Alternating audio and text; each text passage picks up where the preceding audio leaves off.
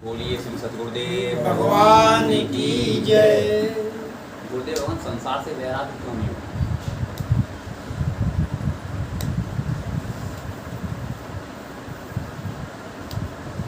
ये तो लगभग वही प्रश्न है जो इन्होंने किया। संसार से वैराग्य इसीलिए नहीं होता है कि तुम वैराग्य जन्य बातों को श्रवण नहीं करोगे, वैराग्य की महिमा को नहीं समझते, इसलिए तुमको संसार से वैराग्य नहीं होता। वैराग्य की बहुत बड़ी महिमा है। जिसको संसार से वैराग्य हो जाता है, पहली महिमा तो ये है उसे नरक नहीं जाना पड़ता। ये वैराग्य की महिमा है। अगर संसार से किसी को अरुचि हो जाए, वैराग का मतलब है अरुचि हो जाए, तो फिर उसको नरक प्राप्त नहीं होगा, गारंटी है ये। दूसरी महिमा क्या है कि आप पुनः मनुष्य शरीर धारण करने के अधिकारी हो गए। ये जो मनुष्य शरीर मिलता है ये बड़ा दुर्लभ है। 3 चीजें संसार में दुर्लभ हैं और कुछ भी दुर्लभ नहीं है। दुर्लभम त्रयमेव देवानुग्रह हेतुकम मनुष्यत्वम मुमुक्षत्वम महापुरुष संश्रया। ये 3 चीजें बड़ी दुर्लभ हैं। और ये कब काय से प्राप्त होते हैं? वैराग्य से। अगर आपके भीतर वैराग्य नहीं है तो आप मनुष्य भी नहीं है। मनुष्य की सूरत तो लिए बैठे हो, लेकिन आप मनुष्य हो ही नहीं। सारे कार्य जब पशुवत हो रहे हैं तो मनुष्य कैसे हो सकते हैं? आप विचार करो। पशुवत सब व्यवहार करो, नहीं सोचो किसके जाए। ये बच्चे हमारे हैं, ये बच्चियां हमारी हैं, सारा जीवन इसी में आसक्त होकर के और समय व्यतीत कर दिया, तो पशु हो कि मनुष्य हो? पशुता में और मनुष्यता में क्या फर्क है बताओ? मनुष्य की कितनी बड़ी महिमा है, वो वैराग्य के ही कारण तो है। कोई जो है पशु पक्षी कीट पतंग वैराग्य को धारण कर सकते हैं। वैराग्य की क्या परिभाषा है? वैराग्य की परिभाषा है 3 गुणों से अपना पल्ला छुड़ा लेना। 3 गुणों को तृण के समान देखना। रजोगुण, तमोगुण, सतोगुण। शायद यही रामचरितमानस में परिभाषा है वैराग्य की। सुनो तात सो परम वैरागी तृण सम सिद्ध 3 गुण त्यागी। अब ये गुणों के त्याग का क्या अर्थ है? गुण तो तुम्हारे अंतःकरण में न्यूनाधिक प्रति क्षण रहते हैं। कभी तमोगुण प्रधान हो जाता है, कभी रजोगुण प्रधान हो जाता है, कभी सतोगुण प्रधान हो जाता है। जैसे इस समय आप लोगों के हृदय में कौन सा गुण प्रधान है? सतोगुण। हाँ, ऐसे ही इसके बंद होते ही कौन सा गुण प्रधान हो जाएगा? रजोगुण। और फिर यहाँ से जा कर के अपने दुकान मकान में लग गए, फिर कौन सा गुण प्रधान हो गया? इन्हीं गुणों में हम लोग चकरघन्नी माया के चक्कर में पड़कर बहुत बड़ी हैरानी। ये माया का यही चक्कर है और कहीं बाहर चक्कर वक्कर नहीं है। तुम अपने भीतर झांक कर देखते ही नहीं हो कि तुम गुणों के अधीन होकर के जीवन जी रहे हो। हम ये नहीं कहते हैं सतोगुण बुरा है, सतोगुण बहुत अच्छा है। तमोगुण रजोगुण से श्रेष्ठ है और सतोगुणी इंसान महान पुरुष होते हैं। हम उसकी आलोचना नहीं कर रहे, लेकिन जो तुमने प्रश्न किया है उसके जवाब में, उसके उत्तर में यही बात है कि वैराग तभी होगा जब तुम इन तीनों गुणों से अपने को बचाने की कोशिश करो, और एक दिन बच जाओगे। अगर बचाने की कोशिश करोगे तो बच जाओगे। अब हम कोशिश नहीं करते, बल्कि हमको उसी में आनंद की अनुभूति होने लगती है। तमोगुणियों को पैसा कमाने में, हाँ बुरा चाहे जितना लगे, जब तक पैसा कमाने में रुचि है आपको, पैसा आ रहा है वो बात अलग है। पैसा तुम्हारे पास आता है, आगे चला जाता है, कितना रहता है कितना चला जाता है उसकी गणना नहीं, तुम्हारी रुचि क्या है।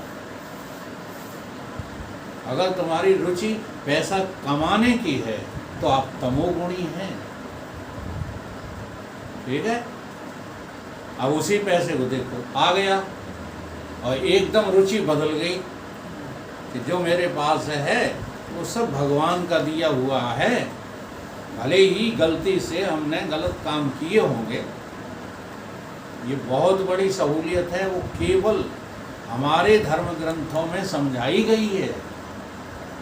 औरों के यहाँ तो तुम्हें जो है पाप की कोटि में डाल दिया जाता है और कहते हैं कि अब खुदा करीम आएंगे।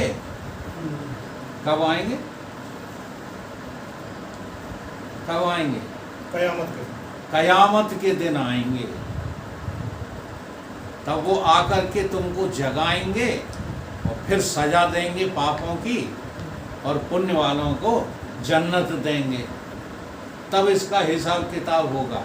लेकिन हमारे शास्त्रों में ये विधान नहीं है। हमारे शास्त्र तो कहते हैं कि सोए हुए को जिस समय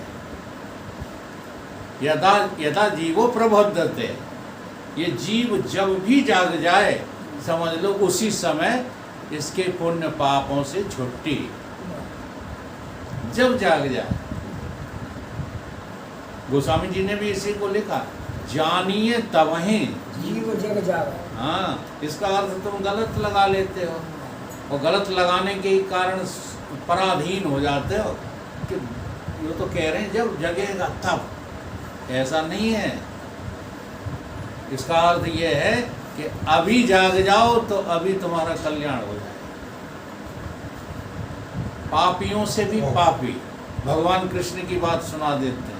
भगवान कृष्ण कहते हैं 3 कोटि के पापी होते हैं, पापी और उससे बड़ा पापी, पापोत्तर पापी, सबसे बड़ा पापी। इन तीनों पापियों में से कोई भी एक बार मेरी इस ज्ञान रूपी नौका में बैठ जाए, मैं उसको भवसागर से पार कर दूंगा। ये गुरुदेव का जो है फैसला है। लेकिन हम जिद्दी हैं, हम कहते हैं कि नहीं, अब तो भोग लिया जाएगा, मजा तो इसी में ले लो। नहीं, बात क्या है बता दो। आपको अपने कर्म पाप क्यों नहीं लग रहे? सोच के बताओ। जबकि सभी संतों ने कहा है मौसम कौन कुटिल खल कौन। हम दूसरों के दोष देखते रहते। ये सब पापी तो हैं, लेकिन हम नहीं है पापी। पापी क्यों नहीं है? अगर देखना चालू करो, हाँ, तो या तो तमोगुण प्रधान निकलेगा, या रजोगुण निकलेगा, या सतोगुण। और तीनों गुणों में से कोई भी प्रधान हो, आपको पाप कोटि में जाना ही पड़ेगा। यद्यप उसने पार तो किया है पापों को, किसने? सतोगुण वाले ने। नहीं, आ कैसे गया यहाँ? लेकिन अगर यहीं अटक गए, किसी को पकड़ लिया, किसी के द्वारा जो है धन कमाने लगे, तो फिर चले गए कि नहीं चले गए पाप कोटि में? जो विद्या केवल तरने के लिए थी, तुमने मरने के सामान इकट्ठे करना शुरू कर दिए इनसे, तो पाप कोटि में चले गए कि नहीं? ध्यान करो, ख्याल करो, सोचो। तो भगवान कहते हैं कि ज्ञान रूपी नौका, मेरी ज्ञान। अच्छा, गुरुजी भी पार कैसे करते हैं? गुरुजी कोई हाथ पकड़ के घसीट के थोड़ी ले जाते हैं, ध्यान से गुरु वचन का पालन करना पड़ता है। तो बड़े से बड़ा पापी भी अगर इस विद्या का पान करने लग जाए, पान करने का अभिप्राय क्या है? इस विद्या को सुन करके समझ करके तो जीवन में अभी अभी प्रायश्चित कर ले, बाद में नहीं। हाँ, ये नगद कथा है, उन वाली नहीं, बजरंग शरण वाली नगद कथा नहीं, ये सत्य नगद कथा है। तुम अभी प्रायश्चित करो अपने पापों का, जैसे सूरदास जी करते हैं, तुलसीदास जी करते हैं। भगत वही होता है जो अपने को पापी देख ले, जो अपने को पुण्यात्मा देखने लगा, वो तो जो है अभिमानी हो गया, वो भगवान का भक्त रहा ही नहीं। कितना बढ़िया इस पद का अर्थ है, मौसम कौन कुटिल खल कामी। सूरदास जी कह रहे हैं, तुमको लगता है, और लक्षण बता रहे हैं। क्या लक्षण है इसके? भर भर उदर विषय को धावत। ईमानदारी से बताओ, जब आप सुबह सुबह आपकी अहम वृत्ति खड़ी होती है, चूंकि मैं वेदांत पढ़ाता हूँ इसलिए इतने कठिन शब्द बोल लेता हूँ, इसको और भी सरल कर सकते हैं। अगर ज़्यादा वैसे लोग होते ना समझ तो सरल करके कह देते, लेकिन आप लोग तो समझ चुके हो ना। जो हमारी पहली अहम खड़ी होती है, वृत्ति के साथ खड़ी होती है, ये बड़ा रहस्य है। अहम और वृत्ति दोनों एक साथ सुबह खड़े होते हैं जब तुम नींद में से निकलते हो। नींद में से जब निकलते हो तब अहम खड़ा हुआ, उसी के साथ वृत्ति खड़ी हो गई, इसे कहते हैं अहम वृत्ति। अब उस अहम वृत्ति में सर्वप्रथम तुम्हारे क्या स्मरण आया? बड़े महत्व का है वो। क्या स्मरण आया? बोलो। जहाँ हम रहते हैं वही वृत्ति वही जगह, वही स्मरण आया, वो जो सूरदास जी कह रहे हैं, वो संपूर्ण वही स्मरण आया। जैसे ही खड़े हुए तैसे ही बोले, चाय है, या नहा करके धो करके काम पर चलना है। क्या स्मरण आया? अच्छा, स्मरण तो तब उसका आए जब उसे जानते हो। चलो जानते नहीं हो तब तक, जब तक जानते नहीं हो तब तक विग्रह स्मरण कर लो, अपने इष्ट का विग्रह, जैसे मुरारी करते हैं, लेकिन निष्काम नहीं करते। हम इनके मुंह पे कहते हैं, अगर निष्काम किया होता तब तक फल सामने होता। थोड़ा बहुत विग्रह स्मरण करने का फल तो आ ही गया है। हाँ, कि हम जैसे को झेल रहे हो। जी हाँ, देख लो, इनमें कोई नहीं है, भारत और तुम हो बस।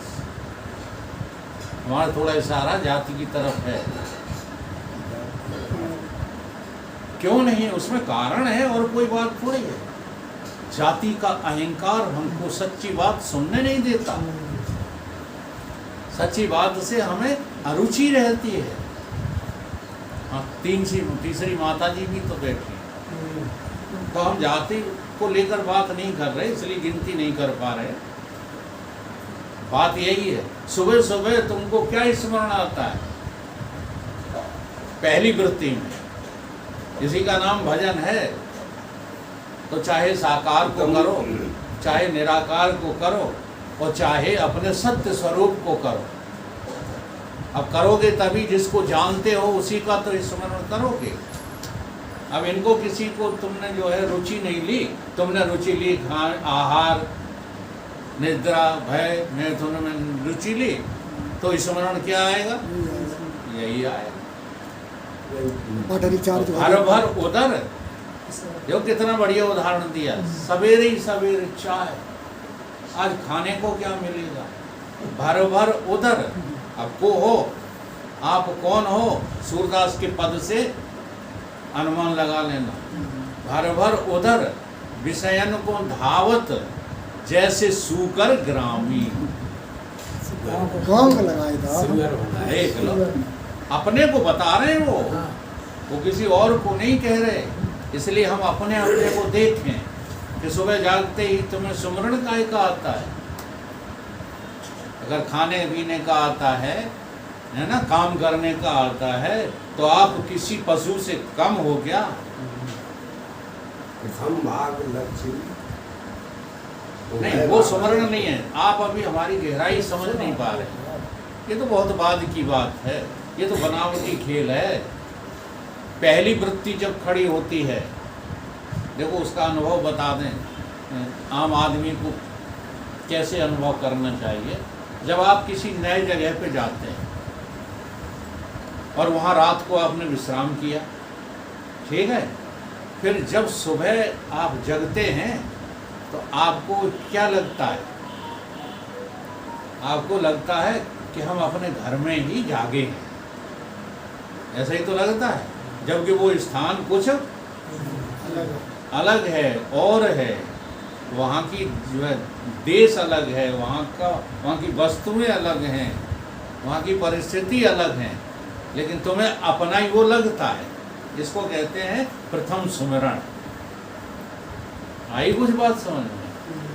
जी हाँ। तो भर भर उदर विषयन को धावत, ऐसो सूकर ग्रामी। हरिजन छोड़, हरिजन छोड़, हरि विमुखन की निस्दिन करत गुलामी। ईमानदारी से आज सवेरे ही देखना, क्या हम याद आते हैं तुमको? क्या ये सत्संगी याद आते हैं तुमको? पहली वृत्ति में नहीं आते। पहली वृत्ति में पत्नी, बच्चे, घर द्वार, ये याद आते हैं। तुम ये समझते हो कि इसमें कुछ जो है बुराई वाली बात कर रहे हैं। नहीं, अगर पहली वृत्ति में सत्संगी याद आने लगे, जैसे ही जगे तैसे ही सत्संग याद आए, तो चुनौती है, आप जगत के काम कर लो, कर ही नहीं पाओगे। इसी की तैयारी में लग जाओगे, जल्दी जल्दी नहाओ धो, काम करो, सत्संग है। तो ये आदतें बदल रही है कुछ लोगों की। जैसे आज हमारे जगदीश जी की मनाई आ गई थी, लेकिन आश्चर्य है कि मनाई आ जाने के उपरांत भी ये बैठे। इन्होंने मना नहीं किया था, इनके घर वालों ने मना किया था कि आज वो नहीं आ रहे, वो आकर के बैठ गए। ये वही बात है, जो प्रथम वृत्ति बनती है वही सारे दिन तुम्हारा सहयोग करती है। तो सूरदास जी कह रहे हैं तुम प्रथम ही जो है सोच लेते हो खाने पीने की, और हरि के विमुखन यानी घर के, परिवार के, समाज के, दुनियादारी के लोगों की याद क्या है? हरि विमुखन की निस्दिन करत गुलामी।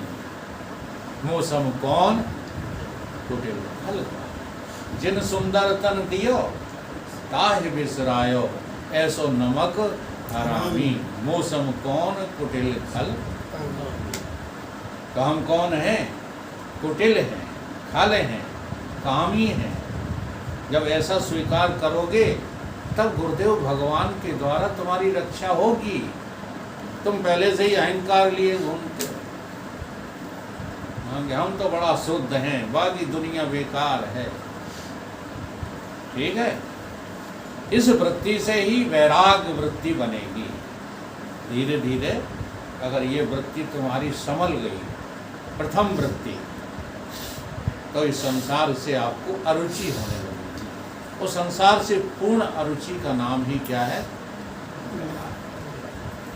अगर आप इसमें दिलचस्पी ले रहे हो, ठीक है, सवेरे ही उठते वही गंदगी बातों की याद करना, तो जब तक करते रहोगे ना। अब उसका एक उपाय और बता दें, जब रात्रि को सोने चलो तब इस वृत्ति का ख्याल रखो कि किस वृत्ति में जो है वृत्ति लीन होने जा रही है, इसका ख्याल करो। अगर आखिरी वृत्ति तुम्हारी गंदी होगी तो सुबह भी तुम्हारी वृत्ति गंदी ही निकलेगी, क्योंकि उसने जड़ रूप धारण कर लिया। ठीक है।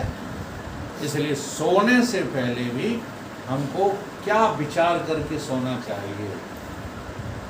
ब्रह्म विचार करके ही सोना चाहिए, सत्संग विचार करके ही सोना चाहिए, अच्छी वृत्ति बना करके ही सोना चाहिए। जो भाव वृत्ति हो तो तुम्हारी अच्छी वृत्ति हो, तो धीरे धीरे ये वैराग तुरंत सामने आ जाएगा। वैराग के बिना भगवान का रास्ता संभव